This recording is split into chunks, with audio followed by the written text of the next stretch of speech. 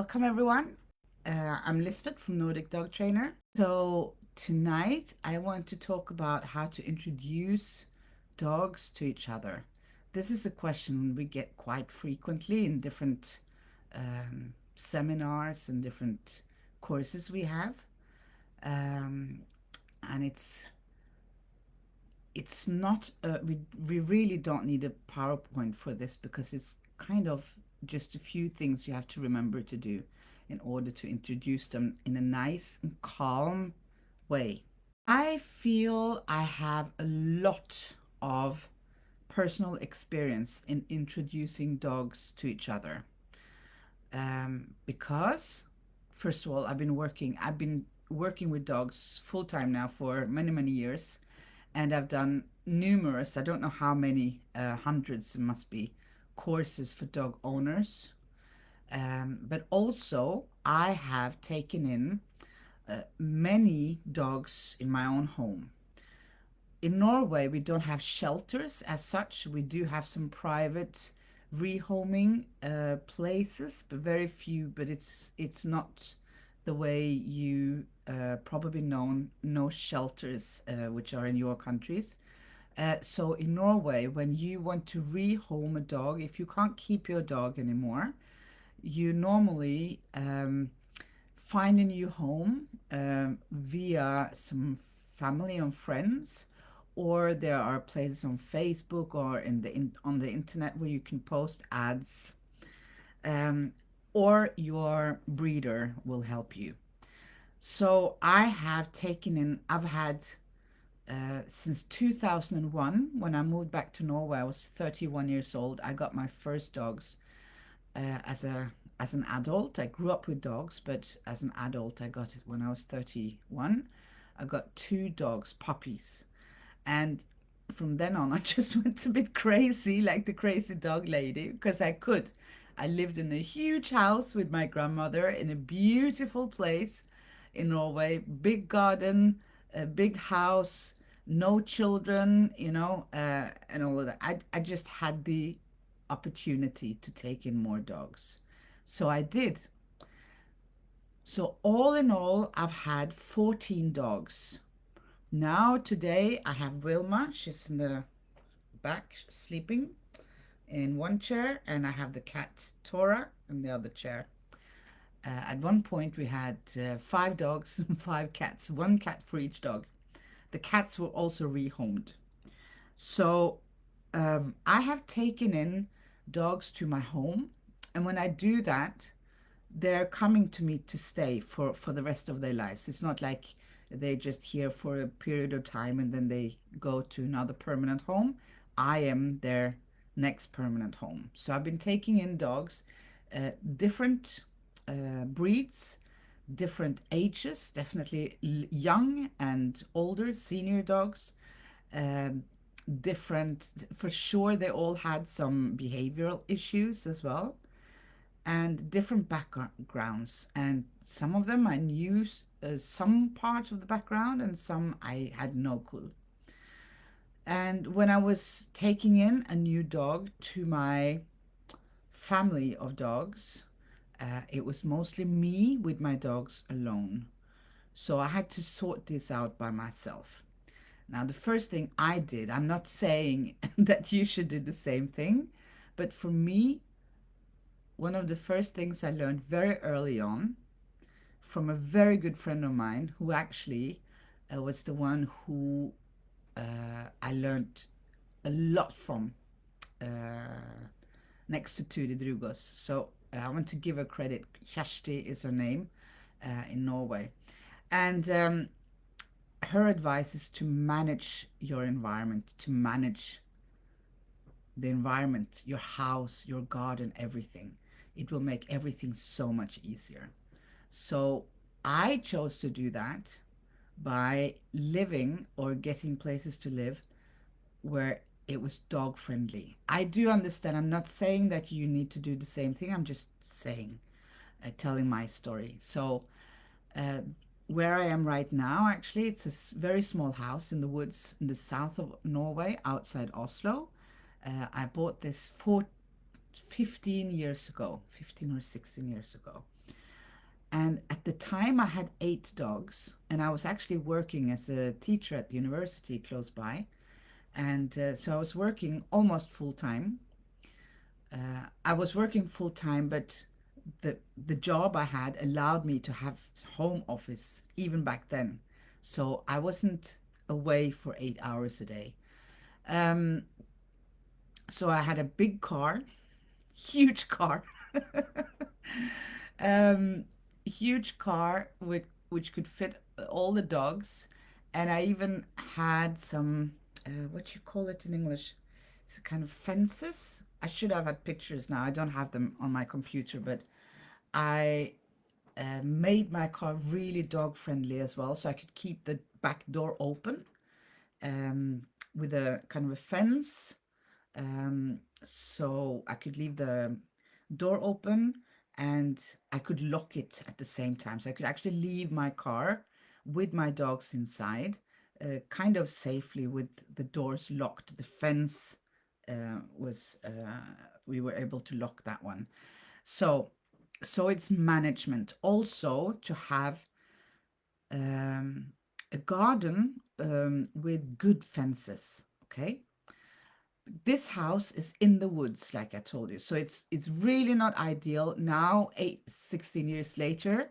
To be honest with you, now when I have one dog and one cat, I kind of miss, walking out from my house and going to a grocery shop or the pharmacy or something like that, because I have to get in my car to drive for 30 kilometers every time I do my, just the tiniest grocery shopping. So I guess it's changing. Um, so what you need to remember when you are introducing new dogs to each other, it doesn't matter if they're going to live together or if it's just a friend coming over who is bringing his or her dog. What you do is one very, very easy tip. Doesn't cost anything. You go for a little walk together. Go for a little walk together. Ideally, it should be off leash, but it can also, of course, be on leash, on a long, preferably loose leash. And the walk, that's the beauty of it. It doesn't have to be long at all. It could be 5, 10 minutes. And if you have several dogs, do not overwhelm the new dog with letting all your dogs out at the same time. That's not really fair for the new dog. Um, Introduce them one by one. So I wish I could actually show you now, but it's dark outside. But I have this little house here. I have a tiny, not a tiny, but a small garden with, it used to be proper fencing. Now it's really old and it's actually ruined by the snow this winter. So Wilma, she can just walk wherever she wants to. Luckily, Wilma is just very, she loves being home, so she's not walking anywhere far. But outside the fenced area, there's still a big part of my garden. So what I can do is I can take one by one dog out of the house and into the fenced garden, or I can take it out from the garden and to an area, actually the woods, with no fences but bigger space. What the dogs need when they meet the first time is space and choice. So if you live in a house or a small apartment and you have one dog and your friend is coming with her dog and your dogs have never met before, I don't think it's a good idea to meet in a tiny hallway of the house. I would go outside. Ideally, it should be on a neutral place. So it doesn't mean that you have to, drive far away, but it could be ideally outside your garden because depending on your dog as well, of course. Sometimes the garden is fine. I have taken home puppies and rehomed dogs and introduced them in the garden one by one to my dogs. but they didn't have a guarding issue or anything like that. So if they would have that, I would have managed it in a different way. And what I did when I was all by myself, introducing a new dog to, let's say, five other dogs, I would go and pick up the new dog, make sure the new dog knew me, of course, met me alone before the other dogs. I did not bring the other dogs when I was picking up the new dog. And then I would let one by one dog out of the house to greet the new one. And I didn't take one dog out and then back in and then swapped with the other dog. It just took one dog out. They sniffed each other. They were okay, and then the next dog and so on. Just so it doesn't get overwhelming for the dog. That's, you know, if you're bringing home a new dog, everything is new to this dog.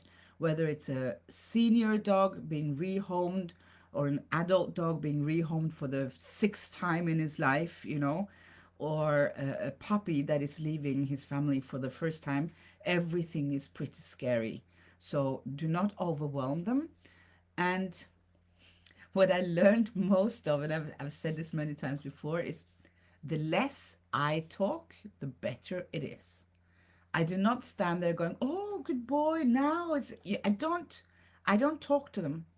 But what I do is that I move a little bit. That's why we should go for a walk, a nice, calm walk. Okay? So standing still is, if the dogs are a little bit unsure of each other, standing still is not really a good idea, but moving is. Because moving, then it's less chance to have this tension, and there are a lot of smells around. So the place I have now here is actually perfect for doing this. Where I lived before as well, same thing, in the woods, and I could uh, take my dogs then one by one outside to meet the new dog. I didn't need to put leashes on, so I could just walk to the woods for a very short walk. Everyone was happy. They were smelling and they were sniffing in the woods. They went to the toilet and all that. I did not start throwing treats around or doing any search games or anything. Smells in the woods or wherever you're walking is good enough. And you don't know if the new dog have any issues with maybe food aggression. So I wouldn't even start, throwing treats around like that. You don't need to do that at all. Um, Before I lived here, I lived in an apartment in a town. It wasn't a big city, but it was in the city center of a small town in Norway. I had two dogs, and I got my third one. It was an adult rehomed dog. I did not have a garden. I lived on the second floor in an apartment building. And when we went out of the house, we came right onto a parking place. So no way I could have them off leash or anything. Then I had to walk somewhere to have them off leash.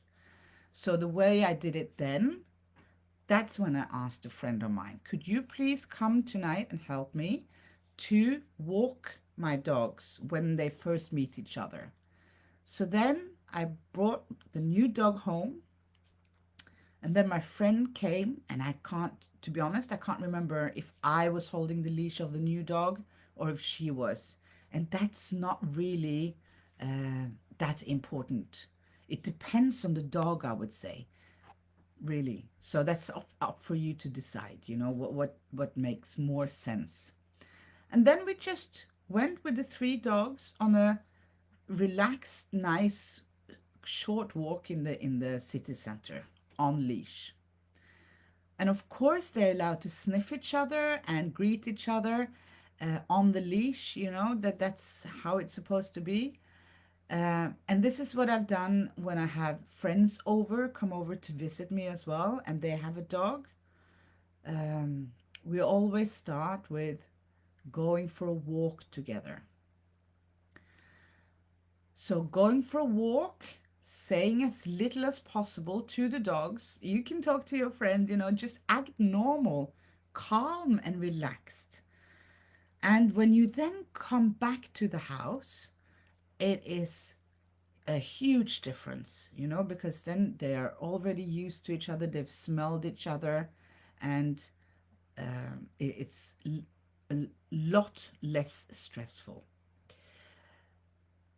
And also, I want to add that if you're bringing a new dog to your house, puppy or adult dog, I don't care age, please let the new dog have time to investigate and sniff around the whole house by himself.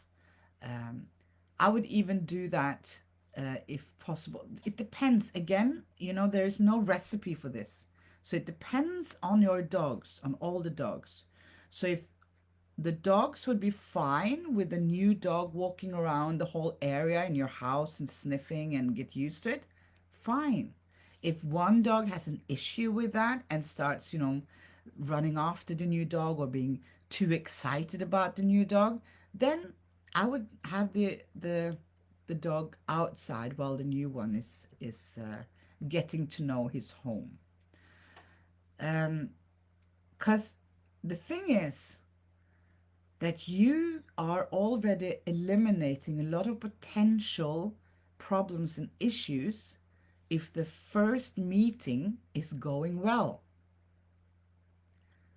Remember, dogs like us learn by association. So if the first meeting is not good, then you have a bigger chance that they're not going to be, loving each other, at least not the first couple of days. Same thing with us. If you meet a person for the first time who gives a very, very bad impression on you, it's kind of the same thing. So I put a lot of effort in planning when I was taking in a new dog. I've been doing this then 14 times actually, or 13 then, because at one point had no dogs and I got the first one. So to be fair, so I've done that 13 times with dogs moving into my house, plus all the other times I had people that come, my friends and family that bring their own dogs. So I've been doing it at home a lot of times. Um, and I do spend some time planning it. I don't need really a notebook or anything, but I'm planning how I'm doing it so that I will minimize the risk for any stressful events. Stressful for the dogs and for myself, because I get easily stressed as well. So, does that make sense? And when I was thinking about what to talk about today, I thought, can I really talk about this? Because the only advice is it's actually very, very easy and straightforward. It's to go for a walk, preferably in a neutral area, but so outside your garden, and management is key to as little stress as possible in your everyday life if you have a multi-dog household. So that was my topic for today. I don't think I have anything else to say about that in particular. Just remember space to walk away for your dog or for the other dog, space to move, space to show their body language, space to curve. So if you can't be off leash, then have a long leash. And don't start throwing treats around or anything, and don't speak so much, don't talk so much. Would you also do this when you have reactive dogs? It depends what kind of reactive dog you're talking about. Like I said, all these dogs had some kind of issues. And I've had many dogs with, for example, food aggression. That's why I don't use treats in these situations, especially when I don't know the dog. But of course, if a dog is a kind of a dog who is very unsecure and fearful and and have to have special consideration before meeting another dog, then I would plan it accordingly. Yeah. What do you think about introduction through fences? That's fine as well, but it's more stressful, definitely more stressful, because then you have two dogs, it's like it's much better to meet in an open space where they have the choice and they can sniff each other's back, and because the fence is also not allowing them to do a lot of their normal greeting behavior and sniffing behavior, their body language, how they communicate. So yeah. Is there a webinar on multi-dog household? No, not that I can remember now that we have anywhere. Not sure about the care platform. I don't think so. Multi-dog household is it's a huge topic, so it depends on what you want to know. So for those of you who are new to this, to Nordic dog training, parallel walk is something we call when we walk in the same direction next to each other with enough space for the dogs. We typically use it for dogs that have an issue walking with other dogs that are fearful, or something like that. So but I've had nervous dogs, anxious dogs, fearful dogs, and they can react when they meet other dogs on leash, for example. And those dogs, it's not a problem to have, introduced to other dogs off leash. So again, what we have to, and this is what I say a lot of times, but I really want you to think about it. What we need to do, all of us, and this is how I learned about behavior, is that you have to get as much knowledge about dogs' natural behavior and the way they are communicating, so they were, the dog's language, and then you have to apply it to each individual dog you meet for the rest of your life, just like with humans. Because a lot of the questions that I get is questions that you can answer yourself. You just have to think about it. And you have to stop depending on instruction lists, like, what you call them again? IKEA manuals, This is how you put together an IKEA bed, or, some other nightmare IKEA furniture. I'm saying nightmare IKEA because I don't like to do these things. Some people love to do it, but you cannot expect to give. It's like a baby. Why are babies crying? If you ask me why are babies crying, I don't know. What time of the day is it? Is it during the night? Is the baby fed? Is the baby cold? Is it, it's like, yeah. So you have to get the knowledge. When you have the knowledge, what is a reactive dog? Yeah. A reactive dog is a dog that is reacting.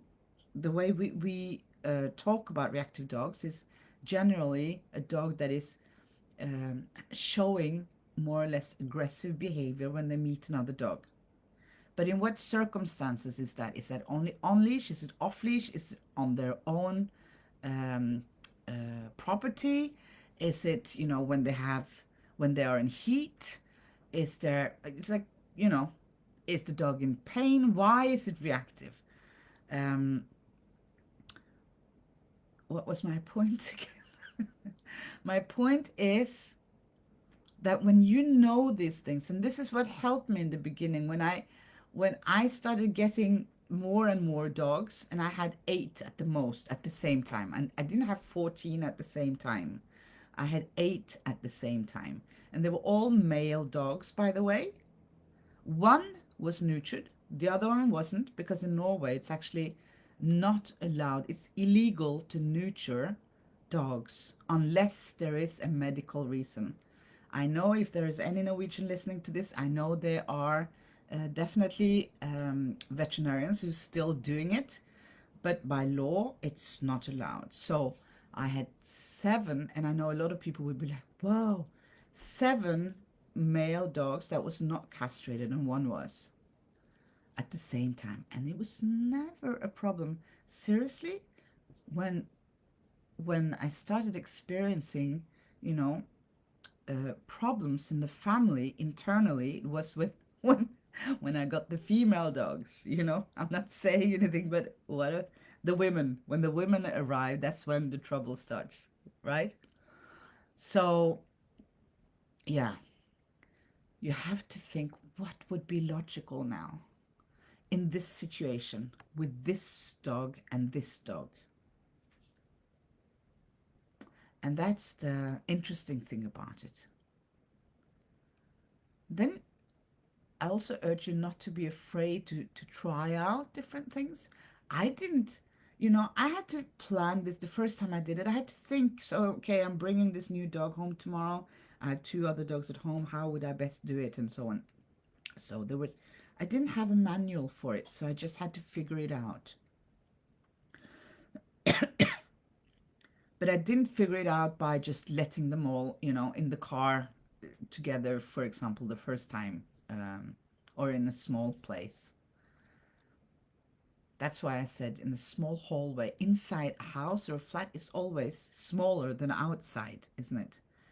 So space, so that you can give the dogs that meet the choice to walk away and to have the distance they want, if they want. Maybe they don't need anything.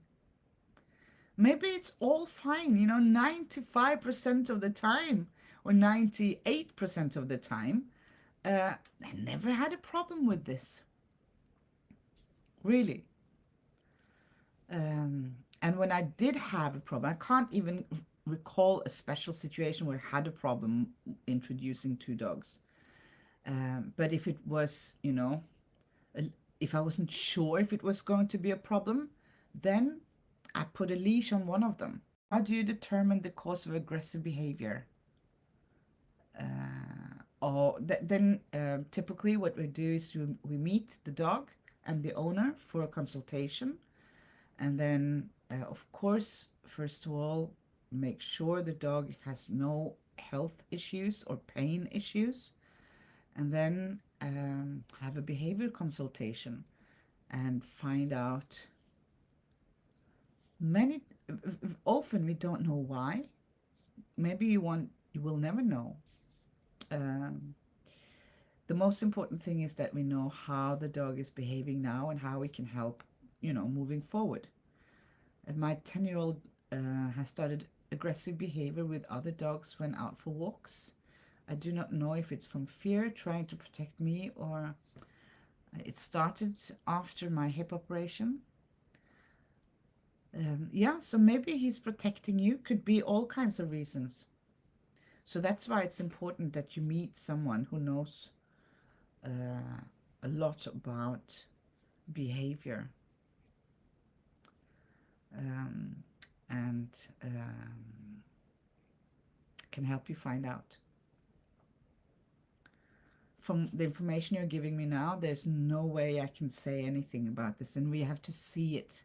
We have to see the dog's behavior. We don't have to see the aggressive behavior, but we have to see the behavior. Typically, we see the behavior in what we call an enriched environment with the owner. So, yeah, we can see a lot of the personality there. And the more information we get about the dog's behavior and history, we are more able to. We're working as detectives together with the dog owner. Okay, so thank you so much for coming tonight. Good luck with introducing your dogs, and please do so. Quite, maybe depending on you, of course, but many of us, and I'm including myself now, should do that more often to our dogs, to let our dogs meet new dogs more often than they do. Yeah, because they need their social walks, they need to be with other dogs, all of that. How to deal with resource ownership with the guardian in homes with more than one dog. That's a bigger topic that we can talk about some other time. And that's something that we talk a little bit about in level 1 and a lot about in level 3. So Okay. Um, Level one starts, I think it's the 16th of September. Just let me double check the calendar. Monday, the 16th of September. We will notify you when the registration's open. It's not open yet. But we'll open the CARE membership program in May. Let me just check the calendar again. So, so the CARE membership, it opens the 20th of May until the 26th of May. And inside our membership platform, you can get help from Monica, she's here already, and all our other teachers. You can get help in the forums with your dogs and more training for general behavior and maybe a little bit misbehavior as well. Okay, so I'll see you next week, maybe. Thank you for coming tonight. Bye.